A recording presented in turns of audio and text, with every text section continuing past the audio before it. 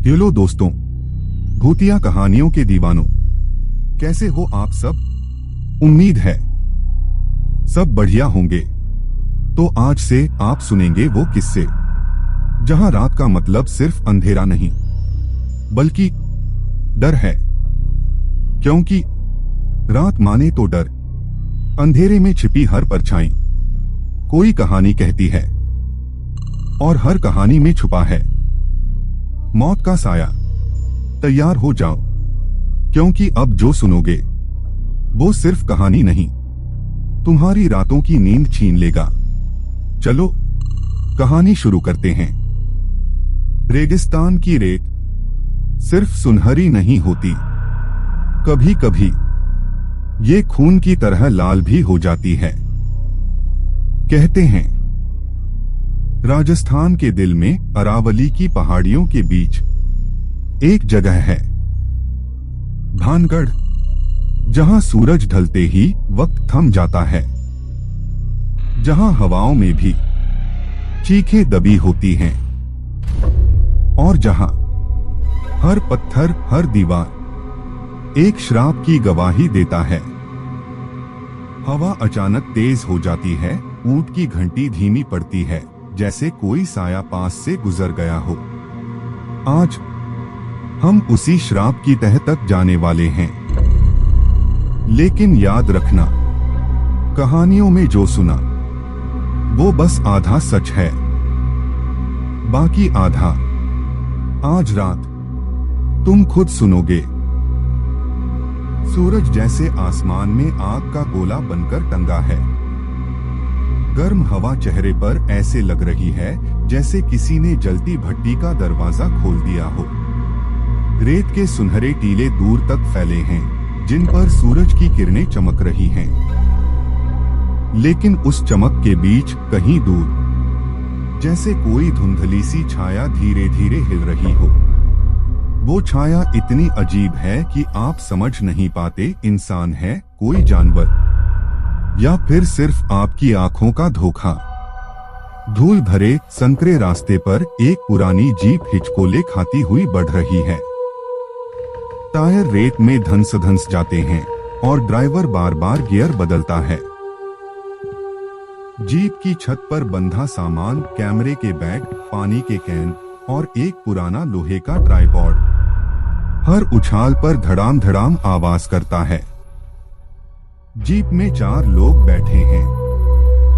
विक्रम सिंह 38 साल का, सांवला, लंबा और ठोस कदकाठी वाला आदमी, चेहरे पर हल्की दाढ़ी और आंखों में वो चमक जो इतिहास के पुराने राज खोजने वाले लोगों में होती है।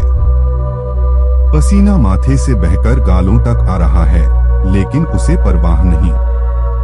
वो अपने नोटबुक में कुछ लिख रहा है, बीच बीच में नजर उठाकर आसपास के नजारे देखता है। उसकी आवाज में हमेशा एक ठहराव है, जैसे हर शब्द सोच समझकर बोले। सोनाली 30 साल की, गोरी, तीखी नाखुश वाली महिला, गले में कैमरा लटका हुआ, चेहरे पर धूप से बचने के लिए हल्की सी चुन्नी, लेकिन आंखों में उत्सुकता। वो बार बार जीप से बाहर झांककर तस्वीरें खींच रही है। कभी रेत के बीच एक अकेला ऊंट, तो कभी दूर दिखाई देने वाले पुराने खंडहर।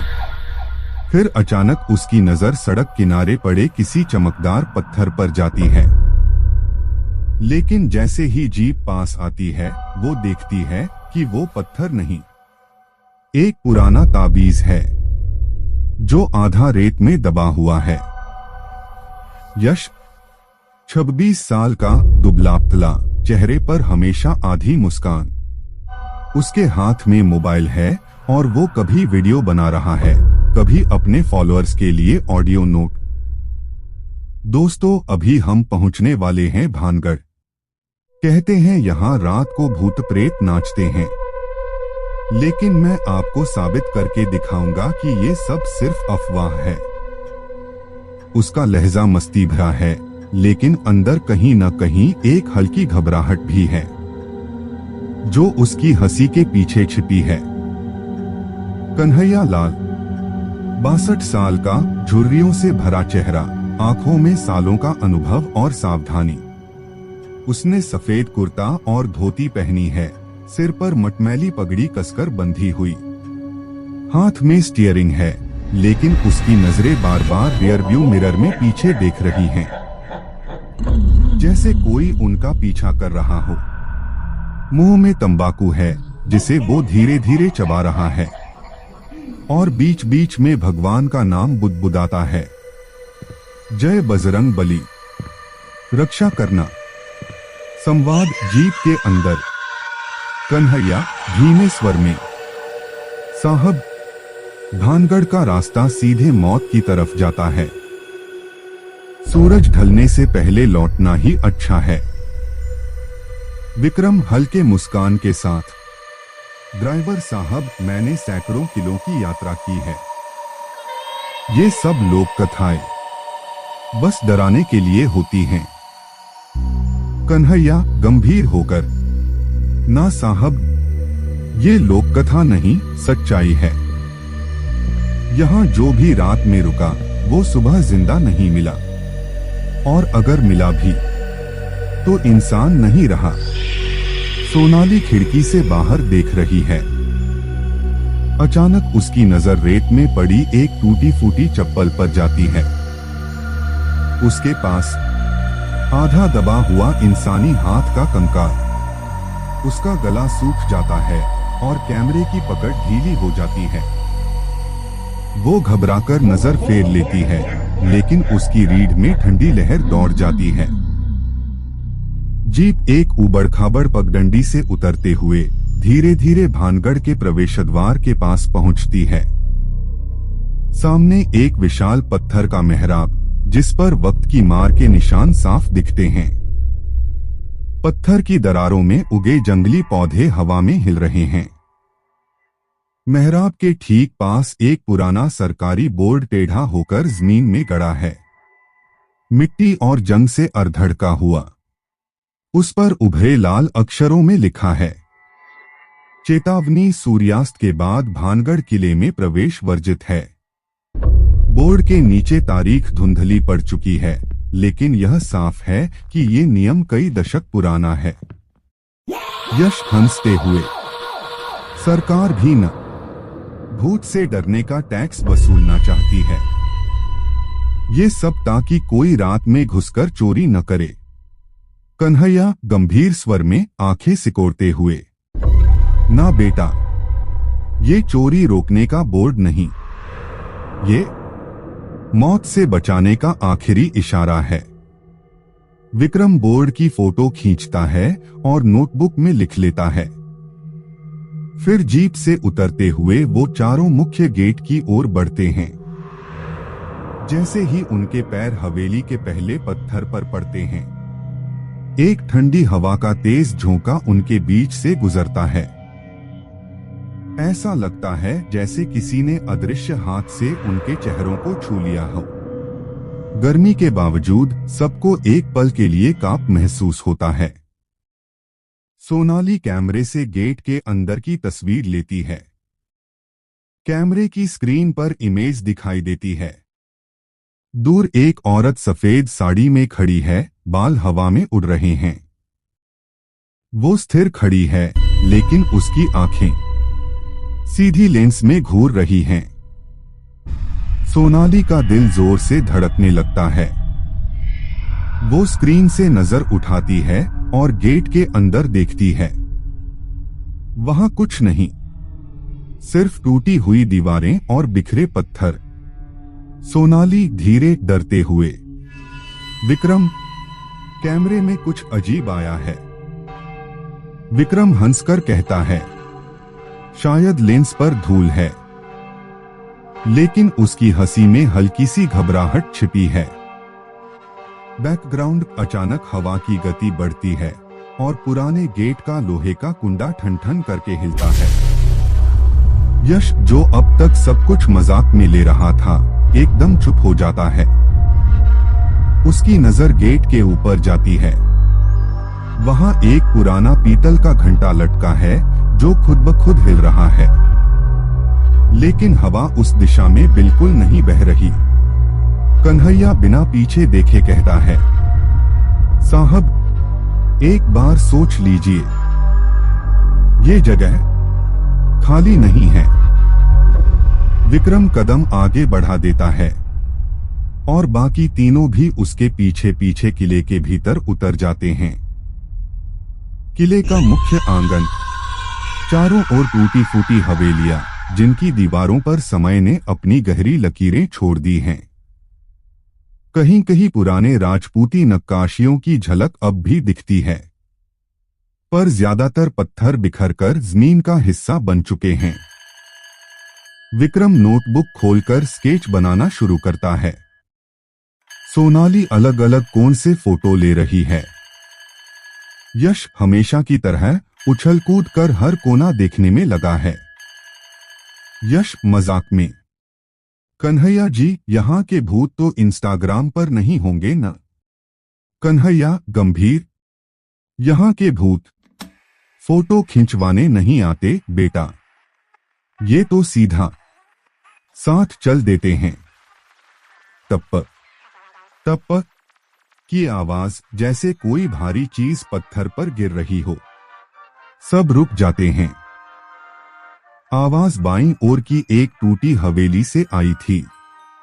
विक्रम इशारा करता है, चलो देखते हैं। जैसे ही वो हवेली के पास पहुंचते हैं, एक अजीब गंध महसूस होती है। सड़ी लकड़ी और गीली मिट्टी की मिलीजुली महक। लेकिन यहां तो कई सालों से बारिश भी नहीं हुई थी। सोनाली कैमरा उठाती है, पर अचानक उसकी स्क्रीन एकदम ग्लिच होने लगती है। फ्रेम में कुछ सेकंड के लिए एक धुंधला चेहरा आता है।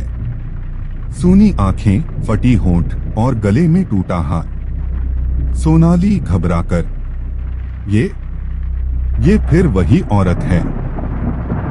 यश थोड़ा नर्वस होकर, कौन औरत? विक्रम स्क्रीन की तरफ देखता है, पर अब कुछ नहीं, सिर्फ हवेली का टूटा दरवाजा। बैकग्राउंड अंदर से धीमी सी फुसफुसाहट, जैसे कोई किसी का नाम ले रहा हो। विक्रम का चेहरा पल भर को सख्त हो जाता है। वो भीतर जाने के लिए कदम बढ़ाता है, लेकिन कन्हैया उसका हाथ पकड़ लेता है। कन्हैया कड़क स्वर में, साहब जिनका नाम ये पुकारते हैं, वो कभी वापस नहीं लौटते। सन्नाटा छा जाता है। दूर कहीं घंटी की हल्की टनटन सुनाई देती है, लेकिन यहाँ तो कोई मंदिर भी नहीं है।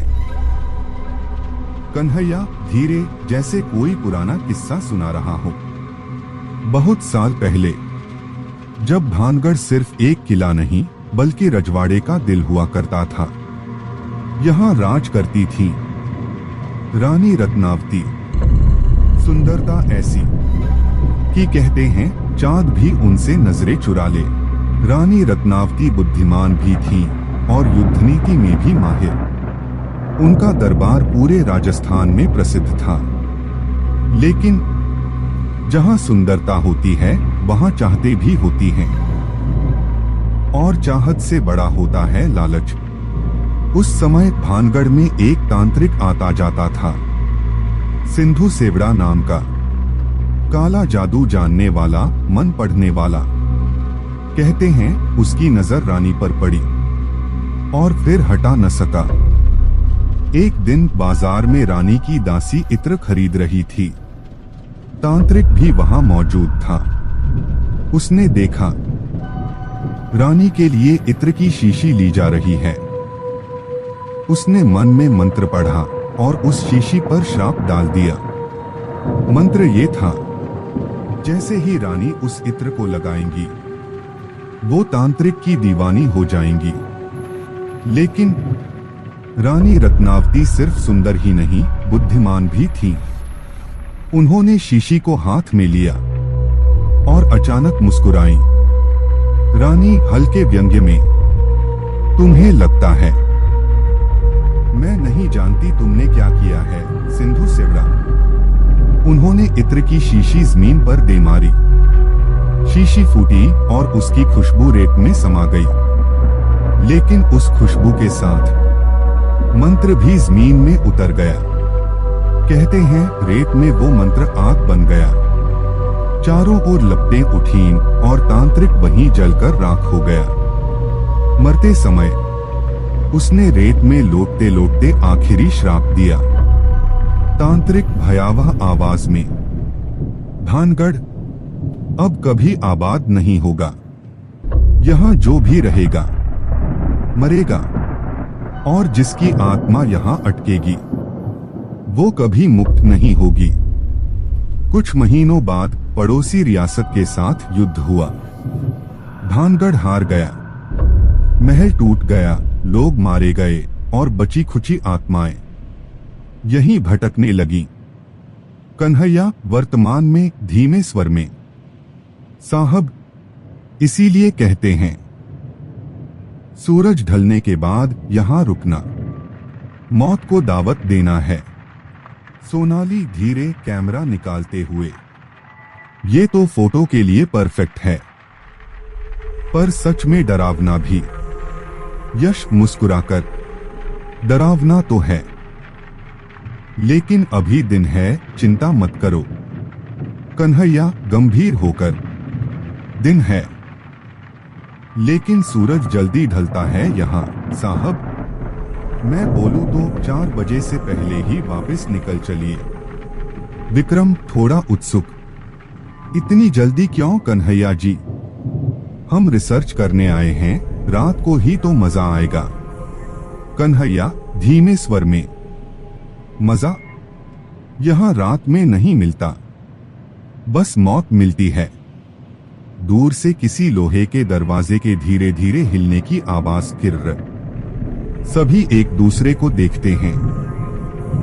आवाज सुनाई दे रही है, लेकिन आसपास कोई नहीं। विक्रम और यश आगे बढ़ते हैं, फाटक पार करते हैं। जैसे ही वे अंदर कदम रखते हैं, हवा एकदम ठंडी हो जाती है। ऐसी ठंड जो राजस्थान के रेगिस्तान में शाम को भी नहीं होती। पृष्ठभूमि में धीरे धीरे हवा के साथ फुसफुसाहट इतनी धीमी कि शब्द साफ न सुनाई दे। सोनाली कैमरा लेकर इधर उधर फोटो खींच रही है। वो अचानक एक टूटी हुई हवेली के सामने रुकती है। सोनाली धीरे, ये देखो, इस खिड़की में कोई खड़ा है। यश हंसते हुए, कहा, मुझे तो कुछ नहीं दिख रहा। सोनाली कैमरा से जूम करती है। लेंस में साफ एक औरत की परछाई, सिर पर घूंघट, लाल चुनरी। पर जैसे ही फोटो क्लिक होती है, खिड़की खाली।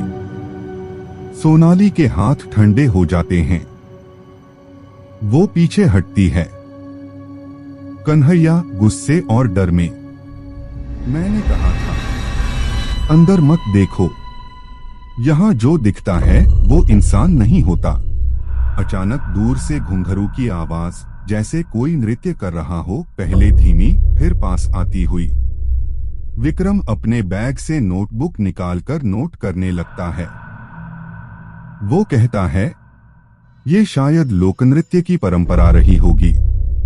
घुंघरू की आवाज आत्मा के रूप में रह गई हो। लेकिन तभी यश के पैरों के पास रेत में ताजा घुंघरू गिरता है, चमकता हुआ नया सा। यश का हड़बड़ाकर पीछे हटना, रेत खिसकने की आवाज। चारों के चेहरे पर अब हल्की दहशत है। सूरज ढलने लगा है और कन्हैया का चेहरा पीला पड़ गया है। कन्हैया कांपते हुए, बस अब निकलना होगा, अंधेरा होने से पहले। लेकिन फाटक बंद, लोहे का भारी दरवाजा खुद ब खुद बंद हो चुका है। कोई चाबी नहीं, कोई रास्ता नहीं। फाटक के जोर से धड़ाम बंद होने की आवाज, उसके बाद पूर्ण सन्नाटा, फिर हल्की सी बच्चों की हंसी। चारों धीरे धीरे पीछे मुड़ते हैं और देखते हैं किले के बीच वाले आंगन में सिर्फ सफेद कपड़ों में खड़ी एक बच्ची। वो मुस्कुरा रही है, पर उसकी आंखें बिल्कुल काली। चारों उसी जगह खड़े हैं। सामने सफेद कपड़ों वाली बच्ची, उसके पैर रेत में नहीं धंस रहे, जैसे वो जमीन पर खड़ी ही नहीं है। यश कांपते हुए फुसफुसाकर, भाई, ये बच्ची है या कुछ और? सोनाली धीरे धीरे विक्रम का हाथ पकड़ लेती है। बच्ची धीरे से अपना सिर तिरछा करती है और एकदम से किले के अंधेरे गलियारे की तरफ दौड़ जाती है, पर दौड़ने की आवाज नहीं आती। कन्हैया घबराकर, चलो, उसके पीछे मत जाना, यहां जो तुम्हें बुलाए उसके पीछे जाना, अपनी मौत को बुलाना है। लेकिन विक्रम रिसर्चर होने के नाते पीछे जाने की सोचता है। वो अपनी टॉर्च जलाता है और गलियारे में कदम रखता है। गलियारा बहुत संकरा है। दीवारों पर पुराने चित्र, जिनमें महफिल, नाचने वाली औरतें, राजा, युद्ध, पर हर चेहरे की आंखें किसी ने खुरचकर मिटा दी हैं। सोनाली धीरे, ये पेंटिंग्स इतनी खूबसूरत, पर इनकी आंखें क्यों नहीं हैं? यश जबरन मजाक करते हुए, शायद कोई उन्हें देखना नहीं चाहता था। अचानक पेंटिंग के भीतर से फुसफुसाहट, सभी रुक जाते हैं। विक्रम टॉर्च पेंटिंग पर डालता है। एक पल के लिए पेंटिंग की नाचने वाली औरत हल्की सी मुस्कुराती है। कन्हैया कांपते हुए, बस अब वापस चलो। लेकिन तभी गलियारे के अंत में एक भारी लकड़ी का दरवाजा अपने आप खुल जाता है। अंदर से धुआं और लाल रोशनी निकल रही है। चारों धीरे धीरे अंदर जाते हैं। ये एक विशाल कमरा है। बीच में टूटा हुआ मंच, चारों ओर टूटी कुर्सियां और ऊपर छत से लटकते पुराने झूमर। मंच पर एक नाचने वाली का कंकाल, जिसके पैरों में अभी भी घुंघरू बंधे हैं। घुंघरू का अपने आप हिलना।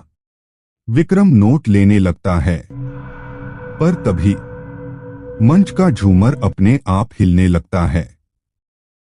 सोनाली डरते हुए, ये हवा से नहीं हिल रहा, झूमर का कर्र। आवाज करते हुए धीरे धीरे नीचे झुकना। अचानक दरवाजा अपने आप धड़ाम से बंद हो जाता है। चारों फंस गए हैं। लाल रोशनी और तेज होती है और कंकाल धीरे धीरे खड़ा हो जाता है। उसके सिर पर चमकता हुआ लाल घूंघट और खाली आंखों के गड्ढों से काली धुआं जैसी लकीरें निकल रही हैं। कंकाल भयावह टूटी आवाज में, कौन मेरी महफिल में बिना बुलाए आया? जमीन पर घुंघरू की तेज छमछम, साथ में दीवारों पर फुसफुसाहट, नाचो नाचो। यश पीछे हटते हुए गिर जाता है। सोनाली की कैमरा लेंस अपने आप जूम हो जाती है और वो उसी कंकाल पर फिक्स हो जाता है। स्क्रीन पर दिखाई देता है कंकाल का चेहरा धीरे धीरे सोनाली के चेहरे में बदल रहा है। सोनाली चीखते हुए, वो मेरा चेहरा है। कमरे का माहौल अब एकदम बदल गया है।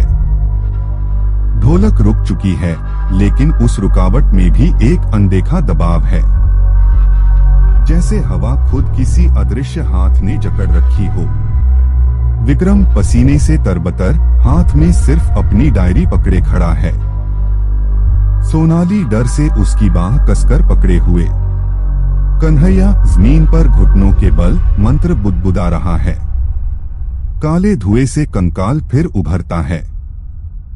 उसकी हड्डियों पर अब लाल चूड़ी और पैरों में घुंघरू बंधे हैं। हर हरकत के साथ छम छम की आवाज कमरे में गूंजती है। कंकाल धीमे पर डरावनी लय में। जो मेरी महफिल देखे वो मेरा कर्ज चुकाए। कर्ज चुकाने का बस एक तरीका, खून या आत्मा। विक्रम गहरी सांस लेते हुए, अगर मैं तेरी कहानी दुनिया को सुना दूं, अगर मैं सच सबके सामने ला दूं, तो क्या तू हमें छोड़ देगी? कंकाल कड़क हंसी के साथ, सच सुनना कोई नहीं चाहता, और जो सुनते हैं वो भी मेरी तरह कैद हो जाते हैं। अचानक सोनाली का कैमरा अपने आप चालू हो जाता है।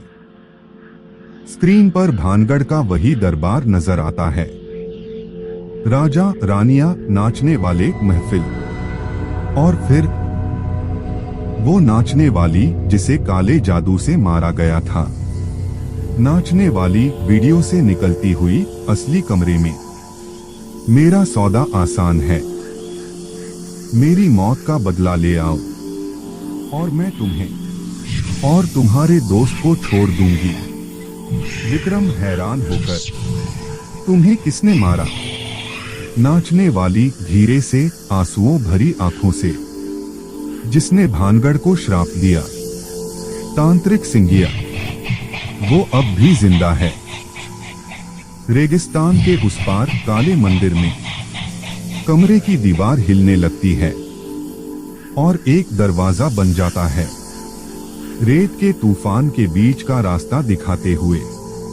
कंकाल गहरी, आदेश भरी आवाज, 3 घंटे हैं तुम्हारे पास, वरना ये सौदा टूट जाएगा और तुम्हारे तीनों शरीर मेरी महफिल में सजेंगे। तेज हवा का झोंका, जैसे दरवाजा अपने आप खुल गया हो। विक्रम, सोनाली और कन्हैया बाहर निकलते हैं। पीछे यश की मध्यम आवाज सुनाई देती है, जल्दी करो प्लीज, रेगिस्तान में रात उतर चुकी है। दूर बिजली चमकती है और उसका उजाला एक काले, अजीब आकार वाले मंदिर को दिखाता है। तीनों, विक्रम, सोनाली और कन्हैया, उस दरवाजे से निकलकर रेगिस्तान के बीच आ जाते हैं। दूर तक बस रेत, लेकिन एक दिशा में अंधेरे के बीच एक काला मंदिर खड़ा है। उसकी दीवारों पर लाल रंग के अजीब निशान और छत पर लहराता हुआ काला झंडा। कन्हैया सांस फुलाते हुए, ये जगह, यहां से तो गांव वाले भी 4 कोस दूर रहते हैं। आज तक जो यहां आया लौटा नहीं। सोनाली दृढ़ स्वर में, अगर यही तांत्रिक है तो हमें रोकना होगा, यश को बचाना है। आग के नीचे रेत में धंसने की आवाज। मंदिर के पास पहुंचते ही रेत मानो जिंदा हो जाती है। वो लहराती है और उसमें से पुराने योद्धाओं के कंकाल निकलते हैं। उनकी आंखों में लाल आग जल रही है। विक्रम तेज स्वर में, ये हमें अंदर जाने से रोकेंगे। वो अपने बैग से एक पुराना सिक्का निकालता है, वही सिक्का जो उसने भानगढ़ के तहखाने में पाया था। सिक्का हवा में उठकर चमकने लगता है और कंकाल अचानक रुक जाते हैं, जैसे किसी अदृश्य आदेश का पालन कर रहे हों। मंदिर के अंदर से धीमे धीमे मंत्रोच्चार की गूंज। तीनों मंदिर के अंदर दाखिल होते हैं। दीवारों पर काले धागों से लटकी खोपड़ियां, हर कोने में जलते लाल दिए और बीच में एक ऊंचा आसन जिस पर तांत्रिक सिंगिया बैठा है।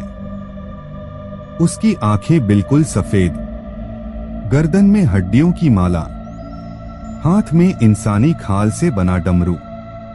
तांत्रिक खुरदुरी गूंजदार आवाज में, तुम तीनों मेरी महफिल में कैसे आ गए? क्या मौत को न्योता देने आए हो? विक्रम सीधा, हम यहां सौदा करने आए हैं।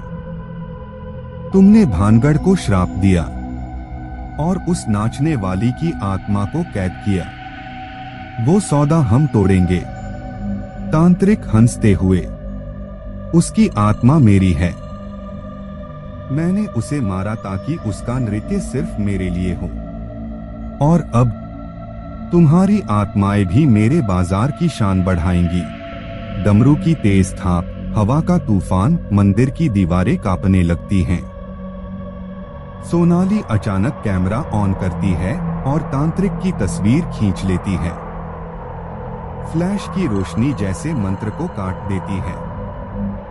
कन्हैया चिल्लाकर, विक्रम सिक्का। विक्रम सिक्का तांत्रिक की ओर फेंक देता है। सिक्का जैसे ही उसके माथे से टकराता है, एक सफेद आग की लपट उठती है और पूरा मंदिर रोशनी से भर जाता है। तांत्रिक चीखते हुए पीछे गिरता है। उसका शरीर रेत में बदलने लगता है। तांत्रिक के रेत में बदलते ही मंदिर के कोनों में जमी धुंध साफ होने लगती है। लाल दियों की लौ एक एक करके बुझने लगती है। बीच के आसन पर जहां तांत्रिक बैठा था, अब एक सुनहरी आभा फैल रही है। उस आभा में एक स्त्री का रूप उभरता है। भानगढ़ की वो नर्तकी, लंबे काले बाल, माथे पर बिंदिया और आंखों में वर्षों का दर्द। नर्तकी धीमे कृतज्ञ स्वर में, तुमने मेरी कैद तोड़ी, मेरी आत्मा आजाद कर दी। अब मैं अपने अपनों के पास जा सकती हूँ। वो मुस्कुराती है, फिर उसकी देह हवा में घुलने लगती है, रेत के कणों की तरह। पर हर कण में एक मीठी चमकीली रोशनी है। सोनाली आंखों में आंसू लिए, वो सच में चली गई। विक्रम गंभीर स्वर में, हाँ। अब उसे शांति मिल गई। अचानक पीछे से धीमी कराह सुनाई देती है। वो यश है, बेहोश पड़ा पर जिंदा। कन्हैया और विक्रम उसे उठाते हैं। मंदिर का दरवाजा अपने आप खुल जाता है और बाहर रात का आसमान साफ दिखाई देता है। हवा ठंडी है और रेत पर अब कोई डरावना साया नहीं। कन्हैया हल्की मुस्कान के साथ, चलो साहब, अब इस जगह को पीछे छोड़ दें। ये कहानियां सुनने के लिए अच्छी हैं, जीने के लिए नहीं। जीप धूल उड़ाते हुए दूर जाती है। विक्रम पीछे मुड़कर देखता है। जहां मंदिर था वहां अब बस खाली रेत का मैदान है। लेकिन एक पल के लिए उसे लगता है जैसे रेत पर नर्तकी की परछाई नाच रही हो। कई रहस्य रेत में दफन हो जाते हैं। कुछ कहानियां खत्म होकर भी खत्म नहीं होती। भानगढ़ अब शांत है। तो दोस्तों, भानगढ़ की वो रात सिर्फ एक कहानी नहीं थी, ये उस श्राप का सच था जिसे हमने अपनी आंखों से देखा। अगर ये सफर तुम्हें भी उतना ही रोमांचक और डरावना लगा तो इस कहानी को दिल से अपनाओ। लाइक करो, अपना डर और अपना अनुभव कमेंट में बताओ। और हाँ, अगली रहस्यमय यात्रा में हमारे साथ चलने के लिए सब्सक्राइब करना मत भूलना, क्योंकि अगली बार शायद ये कहानी तुम्हारी हो।